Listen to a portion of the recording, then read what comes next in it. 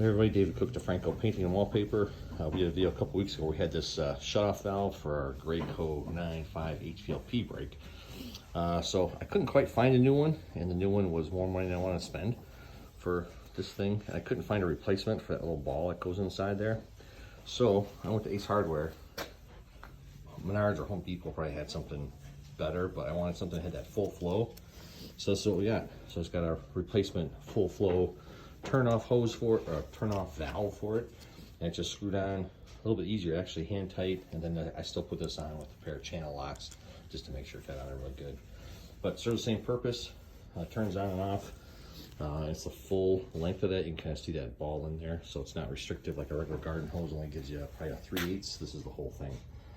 So that's what we did. If you got questions, here's actually a piece. Here's a piece of the old one that was in there.